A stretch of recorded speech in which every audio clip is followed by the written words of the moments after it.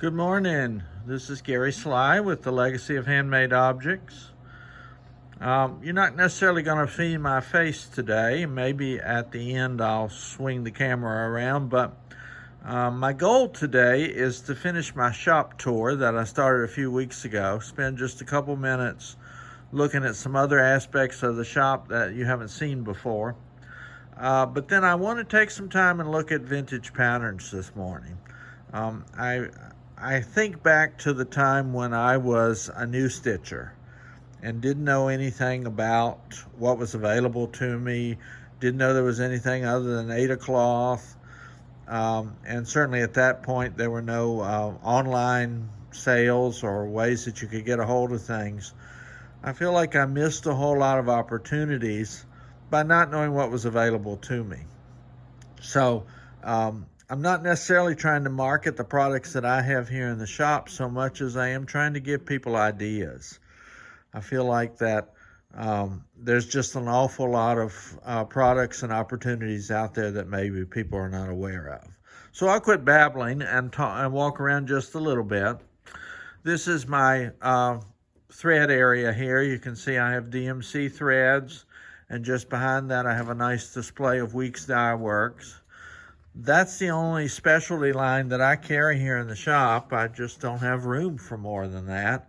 And I find the Weeks Dye is a very dependable company and a good place for me to get fibers from. Along with that, I have recently purchased a really beautiful line of Weeks Dye fabrics that are hand dyed. These are all 32 count. I can get other fine linen counts, but the nice thing about these is they have all these wonderful vivid colors that go along with the Weeks Dye Work colors that we are so fond of. Like there's watermelon. Isn't that a beautiful, beautiful color? I do have a good bit of fabric here in the shop of various counts, from 40 is the smallest count I have, all the way down to some 10s and 11s. Try to get in stuff from time to time as folks identify particular products that they like. Got a lot of this nice Weigert fabric in 25 and 28 count, and those are my 14s. So like any stitching shop, I attempt to try to kind of find the products that people are going to want. I have gotten fairly tentatively into the yarn world. I always had Harrisville yarns here because of my weaving projects, but I have bought some Wonderland and some Great Adirondack yarns. Also have this specialty yarn made out of sugarcane, which is really kind of fun. Along with that, I have a discount yarn room. The cones of yarn, of course, are largely popular with weavers. This is not a great spot for crocheters and knitters because it really is a lot of odds and ends and maybe not enough for some of the projects that folks like. But the nice thing about this room is everything in here is $6 a pound. So if you really are looking for a bargain, this is a good place to go. And then, of course, if you're a needle pointer, you might recognize Colonial Persian yarns. Those are the sample colors that I have. And as always, when possible, I have a discount trunk. This is my grandmother's old trunk, but I have discount yarns. So Persian Patternaean are the styles of needlepoint yarns that I keep for the most part. My back hallway has a table just chock full of cross-stitch kits, both old and vintage. And then way back in the back here is a whole table full of stitchables, afghans, bibs, bread covers, pillows, towels, all kinds of stuff like that. As I said, what I wanted to focus on the most today was vintage patterns. And I think this is probably one of the things that distinguishes my shop above most others that I know of or that I've even been into. I have about 12,000 vintage patterns. Rather than throwing them away or doing something with them when they are a couple years old, I have actually sought to buy older patterns from folks. And I have, I think, a pretty remarkable collection of vintage patterns. Now, of course, having 12,000 patterns doesn't mean that I can always put my finger on the exact one that I want at a particular time, but they are categorized, and if someone were to contact me or come into the shop, I can usually find something that will make them happy. So just to give you an idea, I have a bin here with baby projects. Lots of bib patterns there if you do that kind of thing.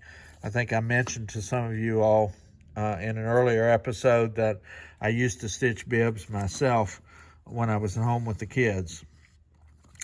What I want to say about vintage patterns is that many times when you purchase one of these older ones from the 80s, 90s, I even have patterns that go back as far as the 70s, you're usually getting more than one pattern for your money. So let's just look at this one in particular. Families are special. The original price was $350, and that's what I sell it for. But this has 8 patterns in it. Now, you know, no offense to modern capitalism. Actually, I take that back. This has 4 patterns in it. But if you break that down, then you're only paying a very small amount for each one. A new pattern, for the most part, as you all know, is probably going to be $10, $12, $14 and up. But if you find something you like in these vintage patterns, sometimes you can really get a good deal. And sometimes people tell me I just can't afford to buy a lot of projects. Well, here's a way to do it. There are places online where you can buy these wonderful vintage patterns as well. They're not all old-fashioned. I mean, some of them, I think you would probably agree with me, have a very modern look to them. This is Imaginating, which is a company that, as far as I know, is still in operation. I prayed for grandchildren. That's the baby projects. Over here, I have a small collection of angels.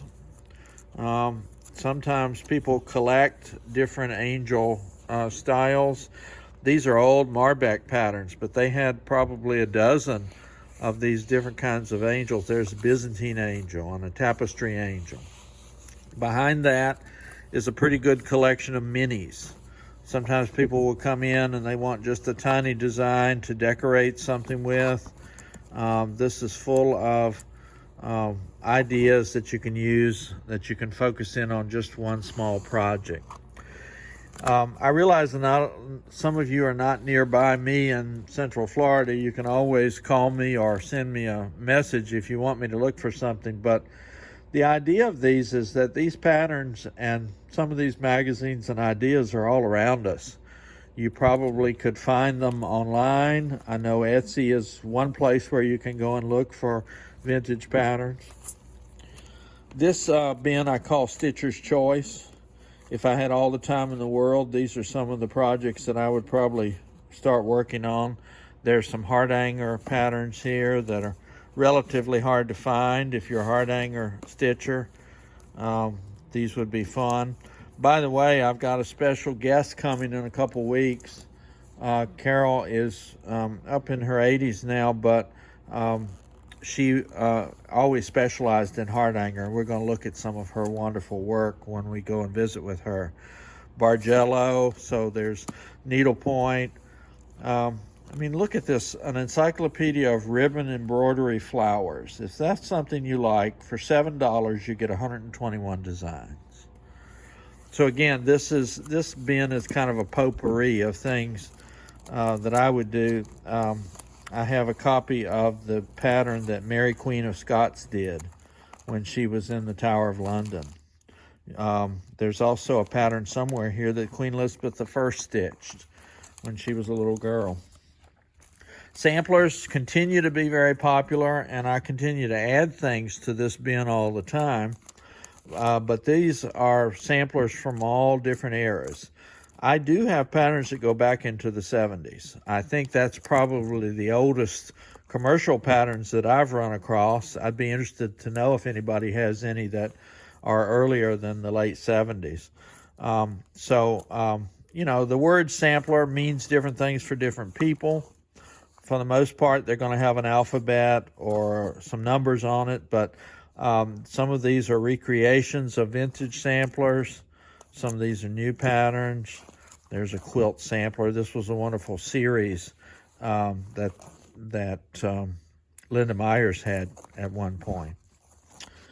In addition to the baby projects over there, I've got a bin with children. I want to call to attention some of these old vintage magazines too. Cross Stitch and Country Crafts is probably my favorite. Again, if you're looking for a bargain, these usually have anywhere from 8 to 12 to 15 patterns in them. And they're really cool things. Like, look at that. There's I forget what you call that now.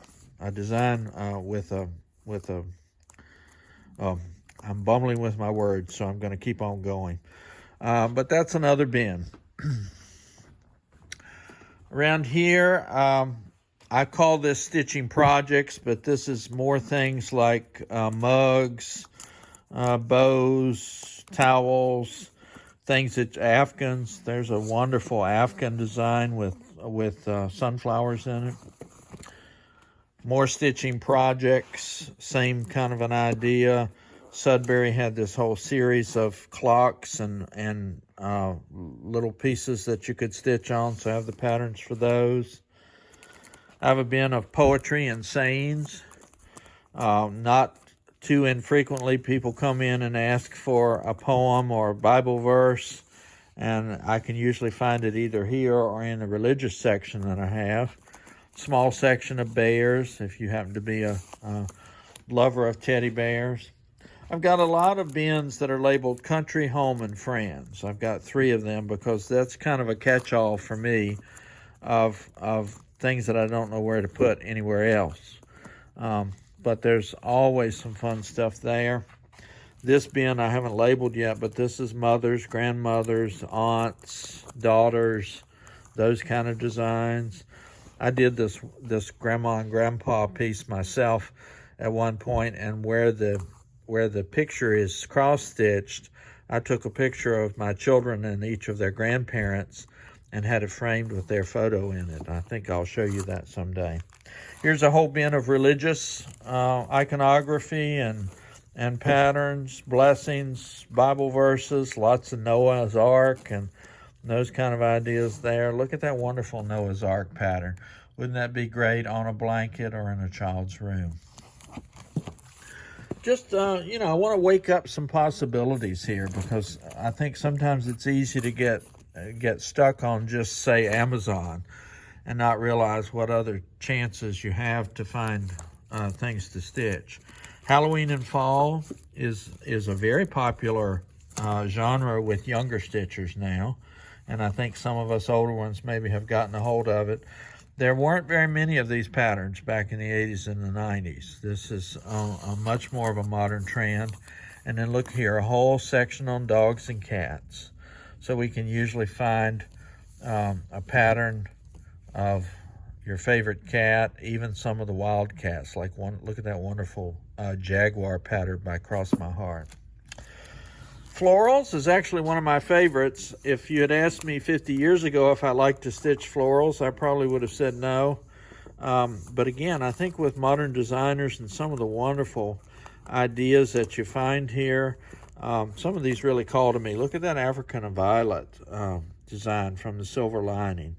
Again, vintage. Probably this one was made in 2008, which is not that old. But you can pretty much say, okay, I want a picture of hydrangeas, and you can find it somewhere. That's another Country, Home, and Friends. I also have 3 bins of Christmas, because probably overall that's still the most popular piece you can find. Look at this old Leisure Arts pattern from the 1980s, where you can take plastic canvas or perforated paper and make a whole nativity scene. So just all kinds of wonderful ideas. Santas, Raggedy Ann and Andy. I've got a lot of those, not just in the Christmas area, but in other places. Sports and professions ends up being kind of another one of my catch-all areas. You can see I just put this Navy SEAL pattern in there that I got. If you're a motorcycle enthusiast, I have some patterns from that. Sports, hobbies, professions, those kind of things. Some nice designs here if you're stitching for males, if they like golf or hunting or things like that.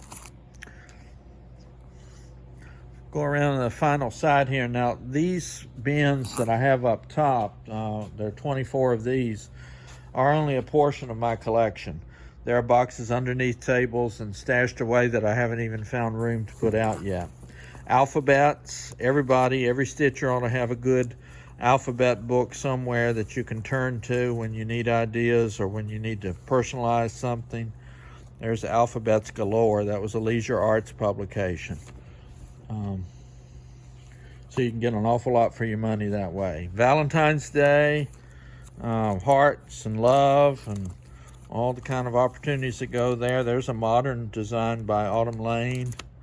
And then behind that, I've got Easter and spring designs. I have a special area just for stockings because that's something that I love a lot. Another Christmas bin. Here's patriotic sayings. There's a Lady Liberty design. Not the one that was so famous and got all that attention, but something similar to that. Let's see, what else do we have over here? History and travel is one of my favorites. I think a lot of us male stitchers like architecture, historic designs. State bird and wildflower stamps are here. I could just kind of play around with this bin all day. If you're a train collector, there's some trains. I'm not sure if my photography's doing a very good job here. Finally, over on the end, I have a bin with birds and animals. So again, if you've got, if you like something or if you're doing a design for somebody else, and you have something in particular you like, I can probably almost always look at that beautiful white wolf there. I can pretty much always find a design for you. And I realize for some of you, this may be just temptation. Oh, gee, why is he showing us this?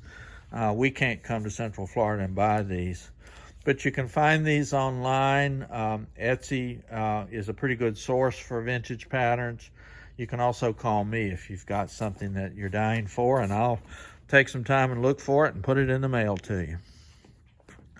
So I'm going to end for today. I've got some exciting interviews coming up in the next few weeks with some of the women who mentored me as I came up in stitching and as I began to open my own business. So I'm looking forward to visiting with those folks. I'll turn the camera on me just for a second here and wish you a great rest of the week. As always, this is Gary Sly, the Legacy of Handmade Objects. Have a wonderful day. Bye-bye.